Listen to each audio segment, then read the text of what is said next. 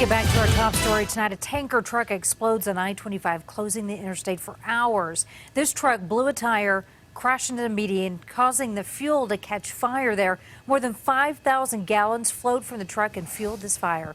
Firefighters used foam instead of water to try and put out these flames. But at one point, they had to stop and just let the fire burn itself out. The smoke could be seen from all over the Denver area. You can see just how high that thick smoke billowed into the air. Drivers behind it at first didn't even know what was going on. The traffic is at a standstill in and around the tech center right now.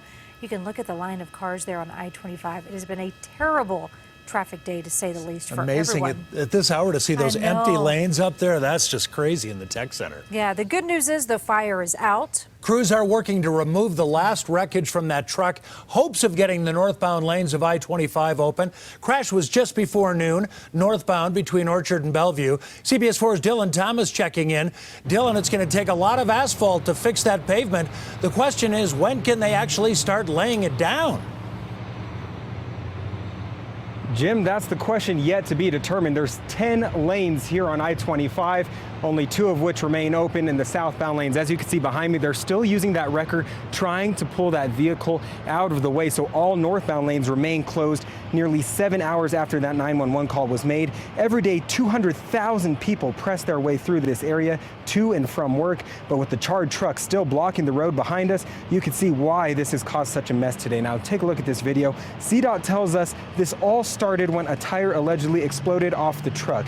From there, a fire ignited. Witnesses telling us they could see the plume of smoke from their office buildings miles away. Emergency response teams from South Metro Fire, including those from the Centennial Airport area, responded, spraying foam on the truck, which was carrying 500 gallons of diesel fuel and 500 gallons of other chemicals. The truck burned for several hours before coming under control.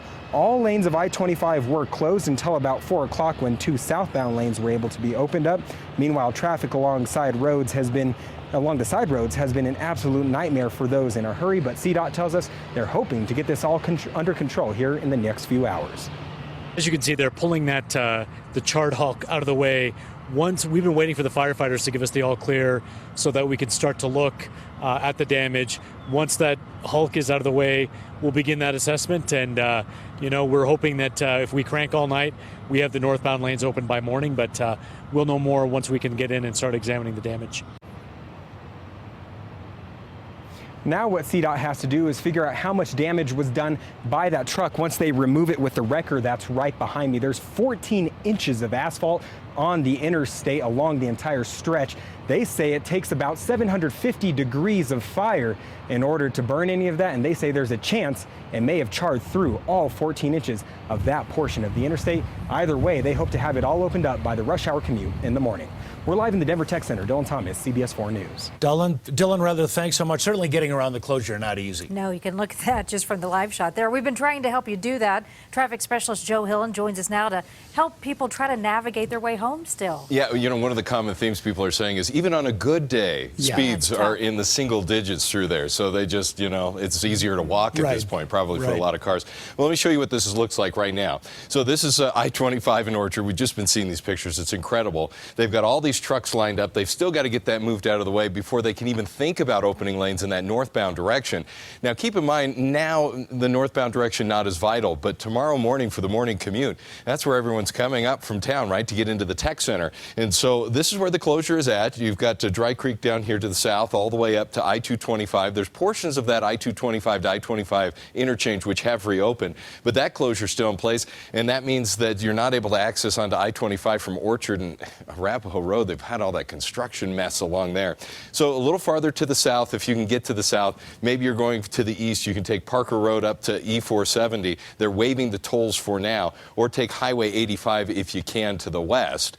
But, taking C-470, this is what it looks like. See all these cars? They're lined up for their chance, Karen. They're just the opportunity to get onto C-470 or E-470. That's at a crawl as well. There's no real good options out there this morning. Just being patient may be your best chance out there. Yeah, just hang on just a little bit longer. All right, Joel, thank you.